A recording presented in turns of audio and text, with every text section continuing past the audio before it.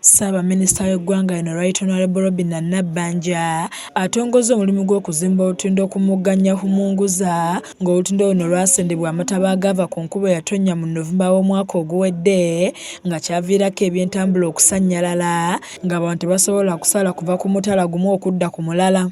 Omukolo guno gwetabiddwako Nankulu w'ekitongole ekivunaanyizibwa ku nguudo ekya UNRO Mukyala Allen Kagina n'abakungu abalala ng'olutindo luno Pulezidenti Yoweri Museveni kwe yasalira bwe yali atambula agenda alambula ebitundu gye byakkerereza emmundu mu lutalo lw'ekiyeekero lwaleeta gavumenti ye mu buyinza era lukozesebwa nnyo mu kutambuza ebyamaguzi wakati wa disitulikiti okuli Mubende ne Kakumiro.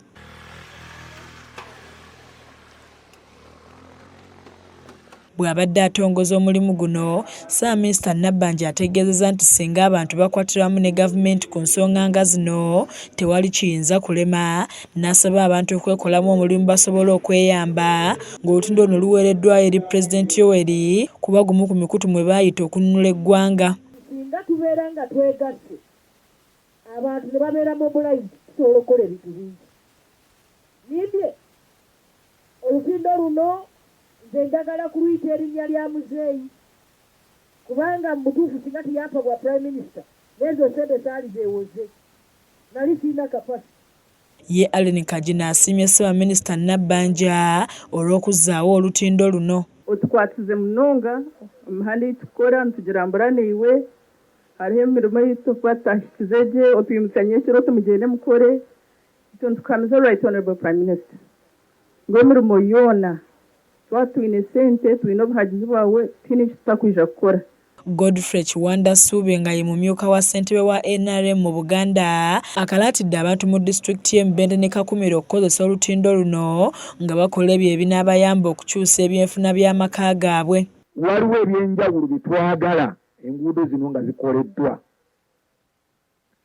Oluguudo luno bw'otunuulira lugenzeeko ssente nnyingi naye ssente zino zigenzeeko ku lulwo osobole okuleeta obugagga mu makaago. Pascal Mbabazi nga ye mubaka wa Buweekula North agamba nti buno bujulizi obw'enkulaakulana obulaga nti Ssabaminisita Nabbanja akunze bulungi abantu nga n'abakulembeze abatali bamu baliko bye boogedde. Naye kikulu nnyo nti ng'abakulembeze nga tuyambibwako maama waffe Ssabaminisita w'eggwanga Right Honorable Robina Nabbanja yatukumaakuma buli eyalina ky'ayina ne tugattira awamu ate n'ayongerako amaanyi ag'enkomeredde oba amaanyi amasufu agasobozesezza omulimu gwe mulaba wano olwaleero okubeera nti no guwedde bulungi. Babatuuze mu disitulikiti zombi bawaddeyo ebikozesebwa okubadde omusenyu, amayinja kw'ossa n'abakozi nga yo gavumenti ng'eyita minisitule y'ebyenjigiriza n'entambula ereese ebigoma n'ebirala okusobola okuzimba olutindo luno ng'omulimu guno gwa kuwemmenta obukadde bw'ensimbi za kuno busubwa mu 405. Waliwo abantu Ssabaminisita be yeebazizza nga bano bakoze omulimu munene okulaba ng'olutindo luno luddawo nga bakwasizza ensimbi ng'akabonero ak'okwebaza. But inside my heart I said if we contribute the communities abataka we looked at this sand and they said it's good sand. Omusenyu gwonna twagujja wano all that sand people would bring from ebaafu owakadomolo owakasowaani.